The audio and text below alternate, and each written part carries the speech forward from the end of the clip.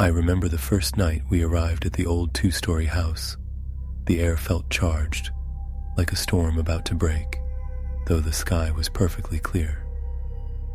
Stepping onto the creaking front porch, I sensed an undercurrent of hostility in the silence around me. Even then, I told myself it was just nerves, an overactive imagination triggered by a new environment. But I was wrong. Something in that place did not want us there. We decided on this secluded house in the countryside because we longed for a quiet life away from the city. The structure had an undeniable charm. Sturdy wooden beams, vintage wallpaper that curled slightly at the edges, and spacious rooms bathed in dusty sunlight. Yet, from the moment we signed the lease, I felt a chill whenever I thought about the second floor. It was as though the corridor upstairs had a distinct personality, one colder and darker than the rest of the home. Within days of settling in, I noticed how the upper hallway always felt at least 10 degrees cooler. At first, I attempted rational explanations. Perhaps there was a draft from an unseen crack in the roof, or maybe the old heating system struggled to circulate warm air to that end of the house. But no matter how many times we adjusted the thermostat, or how long we ran the heat, the corridor remained uncomfortably frigid. Walking through it made the hairs on the back of my neck prickle and my breath catch in my throat. Late one evening, as I climbed the stairs to fetch a sweater, I heard a faint sound like feet dragging across floorboards. My pulse quickened, and I stopped midway. The corridor lights flickered, bathing the hall in a dull glow that revealed no living presence. I stood perfectly still, straining to catch any hint of movement. Then, from behind one of the closed doors, I heard a slow scrape, almost like fingers dragging along wood. My body tensed, and a cold sweat broke out across my forehead. My heart thudded violently against my ribcage, and I had to steady myself on the banister. I whispered that it must be the wind, but deep down, I suspected it wasn't. Early on, we discovered from a neighbor's cryptic remark that the previous occupant had disappeared under suspicious circumstances. People in town hinted that this person vanished in the very corridor that refused to warm up, but no one liked discussing it. Whenever I tried to learn more, I was met with shrugs or changed subjects. I started wondering if every door in that hallway had a hidden story, its own secrets and echoes of whoever vanished. Once or twice, I saw the doors at the far end standing wide open, despite my certainty that I had closed them. My skin crawled whenever I noticed that detail, because I felt an unseen presence had been through those rooms. My breathing quickened each time I approached the open doors, and I sensed a prickling at the base of my neck as though eyes were boring into me from behind. I never caught a figure lurking, yet I couldn't shake the impression that something slithered away the moment I tried to confront it. Shortly thereafter, the nightmares started. I would wake abruptly at 3 a.m., my lungs desperate for oxygen, my heartbeat hammering in my ears. A sensation of weight pressed down on my chest, not enough to cause pain, but enough to make me feel trapped. In those moments, I was convinced that an invisible shape hovered over me, silently watching. As I lay in the dark, I sensed a whisper by the wall, like a muffled plea for help carried on the wind. Sometimes, I swore a cold current brushed against my shoulder, leaving goosebumps prickling along my arms. Night after night, the pattern repeated. My partner confided that they too woke at precisely 3 a.m. with that same suffocating heaviness. Neither of us wanted to admit we were afraid of the hallway, but we became reluctant to walk through it after dusk. I, however, felt compelled to investigate. A growing paranoia gnawed at me. What if the corridor was more than just a drafty space? What if something from that missing occupant had remained behind? Determined to confront my fears, I started patrolling the second floor after midnight. Each time, the corridor seemed longer, the shadows deeper. My nerves were so on edge that my hands trembled whenever I reached for a doorknob. Often, I heard faint scratching noises inside the walls, like something trapped and desperate to get out. In those moments, I would question my own sanity, wondering if exhaustion was making me hallucinate. Yet the sensations were unmistakably real. Cold sweat slick on my palms, thudding pulse in my ears, throat so dry I could scarcely swallow. I felt as if a thin veil separated me from a world of silent apparitions, and that veil was wearing dangerously thin. One early morning, I forced myself to open every door in the corridor, stepping into each room with a fluttering heart. Shadows leapt at me, given life by my unsteady flashlight.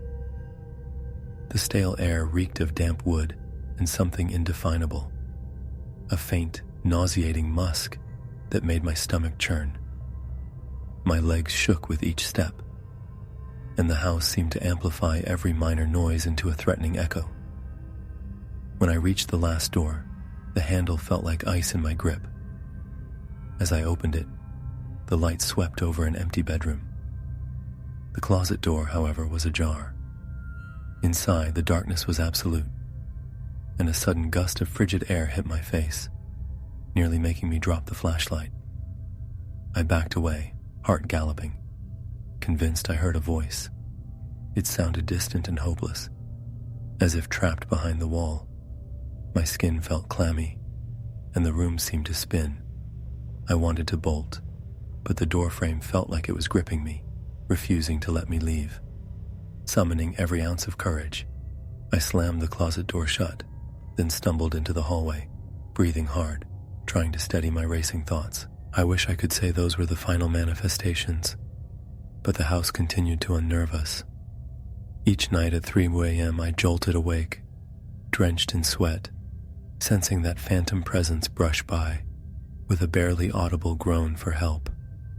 Eventually we resolved to leave. On our last day, the corridor seemed quieter, as though aware we were escaping. Even so, I felt an oppressive weight on my chest until we stepped outside for the final time. Days later, safe in a different home, I sometimes wake in the early hours and swear I hear those dragging footsteps on the floor. Even with warm blankets and bright lights, a chill runs through my veins. I can still sense that cold corridor calling me back, inviting me to peer again into its dark corners. Though I fought to ignore the presence that lingered there, I know it remains, hidden behind the walls, waiting for someone else brave or foolish enough to open those doors after midnight. And no matter how far I go, a part of me still stands in that freezing hallway, heart pounding, unsure if the next step will lead me back into the nightmare. I remember the first time I laid eyes on that attic. The air felt thick, as if the dust had grown heavy with secrets. The single overhead bulb cast sickly shadows that swayed with each subtle draft. My pulse quickened for reasons I couldn't name, and I wished I could turn around, head back down the creaking steps, and never look back.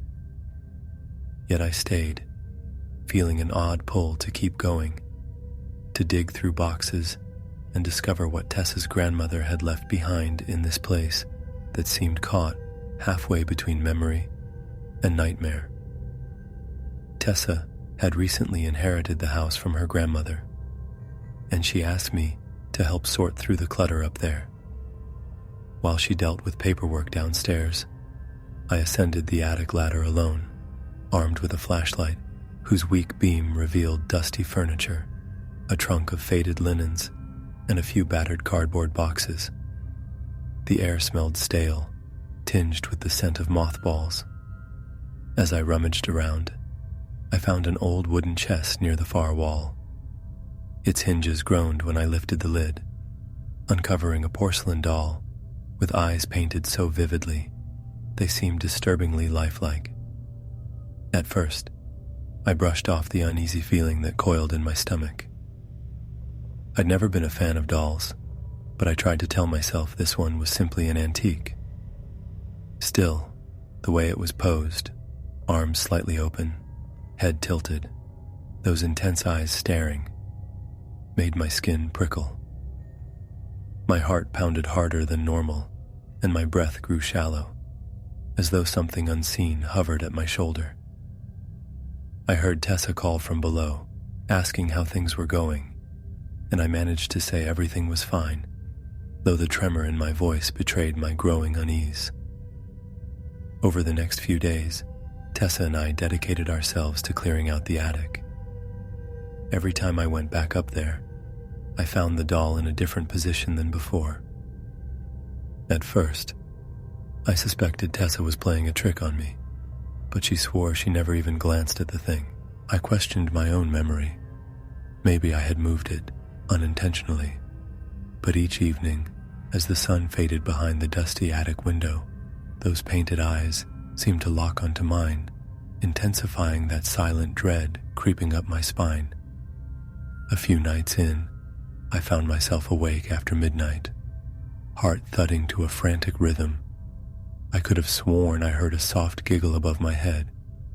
My throat went dry, and I froze, ears straining to detect any sign I had imagined the sound. But the giggling came again, faint and high-pitched, trailing off in an unsettling hush. My breath caught in my throat. My skin was clammy, and every tiny hair on my arm stood on end. I whispered to Tessa that I heard something upstairs, but she mumbled in her half-sleep that it was probably just the wind. Unable to ignore the crawling sensation along my neck, I grabbed the flashlight and climbed the attic ladder. With each step, the boards groaned under my weight. My heart beat so violently that my chest felt tight, as if my ribs were barely containing the panic inside. When I reached the top and swept the flashlight across the attic, I nearly dropped it. The doll, which I'd left on an old stool by the window, was now perched near the closed hatch leading down. It faced me directly, eyes gleaming in that narrow beam of light. I felt trapped, pinned by that artificial gaze. My palms went slick with sweat. I forced myself to approach slowly, every step accompanied by the pounding of my heart. There was a moment when I thought I saw its mouth twitch, but I reasoned it must be my imagination. Yet my logic did little to quell the sense of imminent danger. I backed away, never once turning my back on that porcelain face, and carefully lowered the ladder. Tessa asked if everything was all right. I muttered something vague, too rattled to articulate what I'd just witnessed. When morning finally arrived, I went back to check the attic in the cold light of day. I wanted to prove to myself that my late-night terror was simply the product of fatigue. The doll was still there, but it wasn't on the hatch or the stool. It was now resting near a stack of boxes, its head angled toward the door, as if it had been waiting. My stomach churned, and I felt a sharp chill that no amount of daylight could dispel. Then I noticed faint scratches on the wooden floor, small scuffs that seemed too narrow to match my footprints or Tessa's. They were almost the size of a tiny shoe print, trailing in erratic paths across the dusty planks. My nerves felt raw, on the brink of snapping. I started avoiding the attic altogether.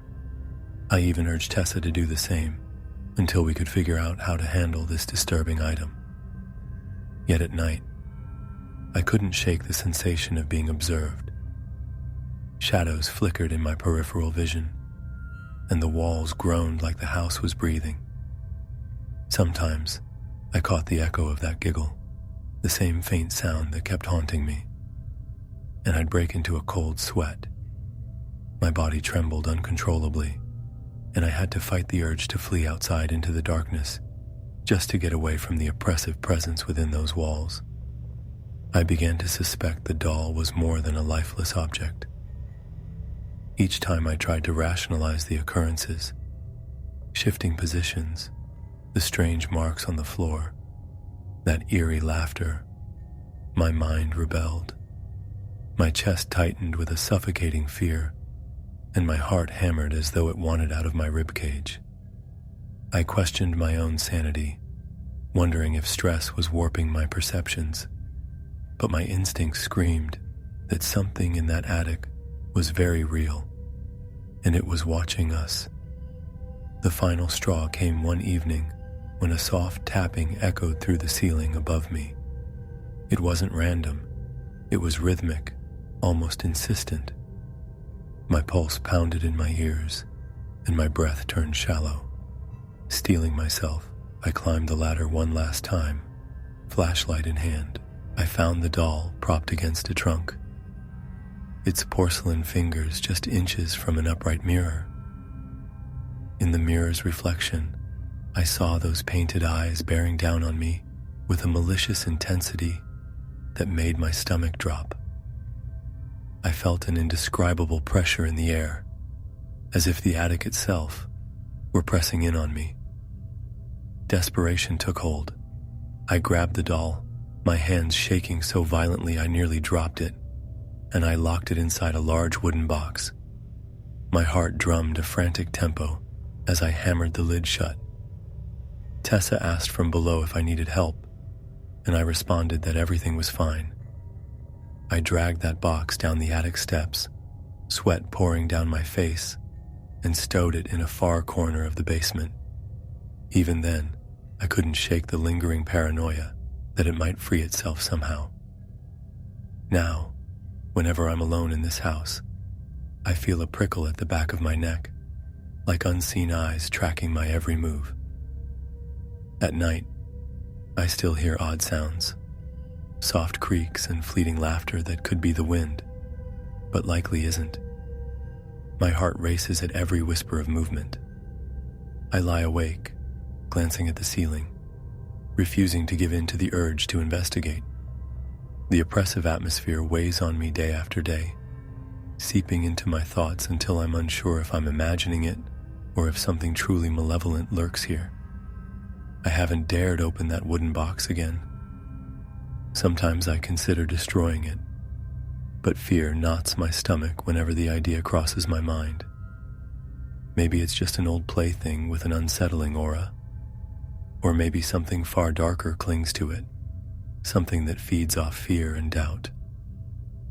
All I know is that there are nights I would swear I hear a tiny scrape coming from the basement, as if porcelain fingers are scratching at the walls, and each time, my pulse goes wild, and I wonder if the house is trying to tell me that my measures have only postponed whatever fate it has in store. I'm leaving soon, taking Tessa with me, but my mind keeps asking questions that have no comforting answers. Even if we escape, I fear the memory will never leave me. The house and that doll will remain like a splinter in my thoughts, a quiet horror that digs deeper and deeper. It makes my mouth go dry and my body tremble just thinking about it. Late at night, I can't help picturing those painted eyes, forever watching, waiting for the moment I let my guard down. And somehow, I know I may never truly be free from that gaze. I felt the weight of the theater before I even crossed its threshold. Its doors, swollen with age, creaked open and released a stale breath of time-worn velvet and dust into the cool night air. My heart pounded against my ribs as I stepped inside. It was more than simple nervousness. It felt like the building itself had been waiting for us, and the intensity of that silent welcome made my skin prickle. This ancient place, scheduled for demolition in just a few days, seemed reluctant to relinquish its secrets. I was there with 3 close friends, all keen on capturing photographs and sating a curiosity that bordered on obsession. We'd heard rumors, lights flickering in the old dressing rooms when no one was around, distant echoes of applause traveling through the corridors. The local stories spoke of an actress who had once been the star of this stage, a performer whose presence was said to linger even after the final curtain. Nobody ever claimed tragedy or anything like that. They just insisted that somehow she refused to leave. I remember pushing forward into the main auditorium. My flashlight beam carved a path through the dense darkness, exposing rows of moth-eaten seats covered in a thin layer of dust. I could almost sense eyes on me, an unsettling feeling that sharpened my senses. My heart raced as I tried to control my breathing, each inhale bringing the scent of rotting wood and musty drapes deeper into my lungs. Every footstep seemed magnified, echoing against the high ceiling. We split into smaller groups to cover more ground. My friend, the one we all call E, was particularly intent on exploring the backstage area and insisted on going alone to snap photos. He said he wanted to capture the authentic atmosphere without any interference. We half-heartedly tried to convince him not to wander alone, but he was insistent. I remember noticing the way his voice trembled slightly, though he tried to keep it casual. His anxious determination made me uneasy. The rest of us decided to check the balcony and the far end of the auditorium, but I couldn't shake the sense of foreboding as we parted ways. I moved carefully down a carpeted aisle to get a closer look at the stage. My friend who stayed with me pointed out something flickering in the wings, but when I aimed the flashlight, nothing was there. My pulse slammed in my ears.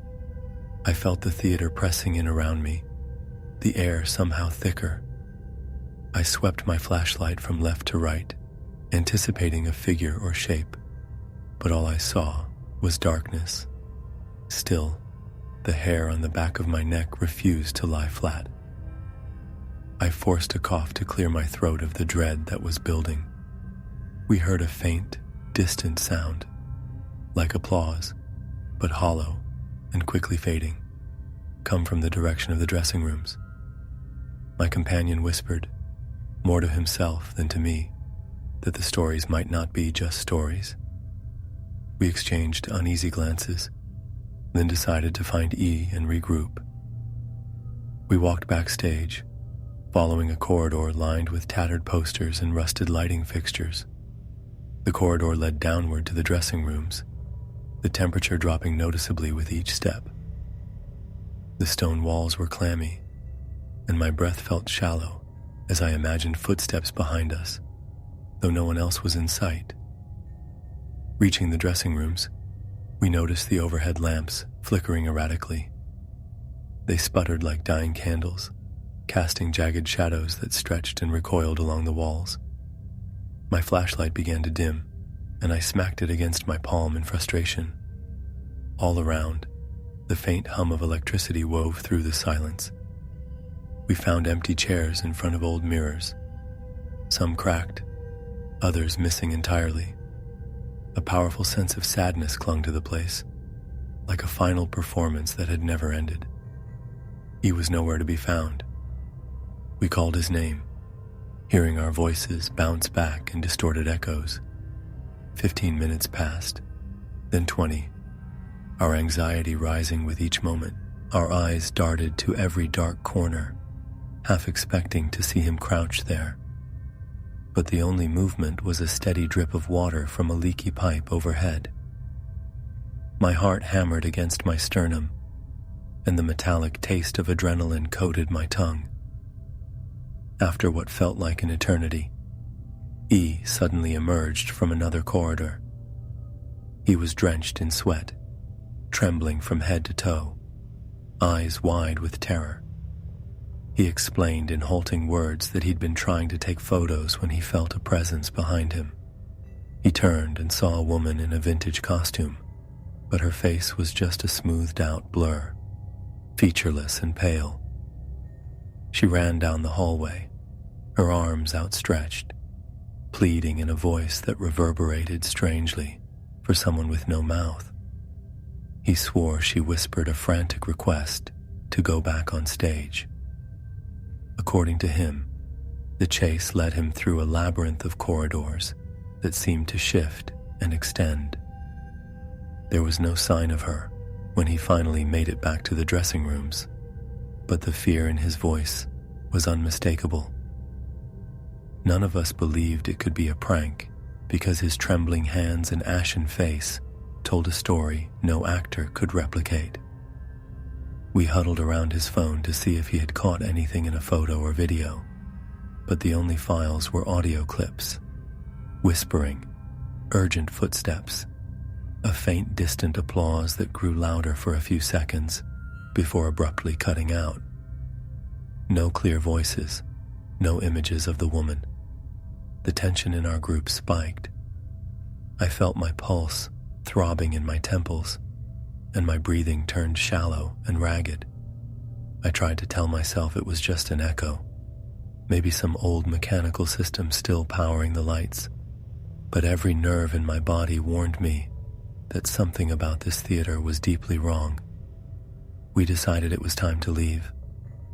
The hallway leading back to the main floor felt longer than before. Every squeak of the floorboards beneath my boots made me flinch.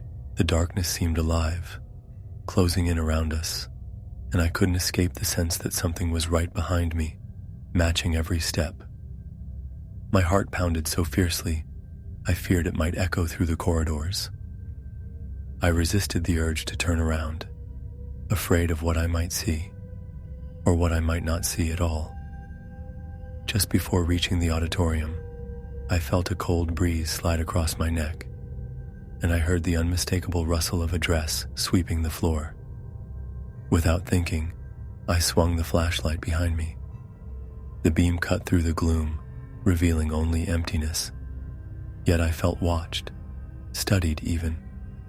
My breath caught in my throat, and I nearly dropped my flashlight. I forced myself to keep moving. When we burst into the open space of the auditorium, the heavy darkness receded slightly, and I realized my shirt was soaked with sweat. He looked ready to collapse, so we hurried to the exit. The relief of touching the theater's main doors was overwhelming. Outside, the cool air felt like a lifeline. My heart was still hammering, but at least I could breathe without feeling the weight of unseen eyes. In the days that followed, I questioned everything. I replayed E's shaky account of the faceless actress over and over in my mind, trying to reconcile it with rational explanations. Yet the memory of that applause, echoing when no one else was around, and the voices caught in E's recordings wouldn't let me rest. Sometimes at night, I found myself listening for footsteps in my own hallway, or the faint surge of imaginary applause. Even now, recalling the hush of those corridors and the flicker of those lights makes my stomach tighten. The theater will soon be gone, demolished and forgotten, but I can't escape the certainty that something inside it wanted to be remembered. And as long as I live, I'll never forget that final walk through the abandoned dressing rooms, my heart pounding in my ears, certain I was not alone. The faceless actress may lose her stage, but something tells me her performance is far from over.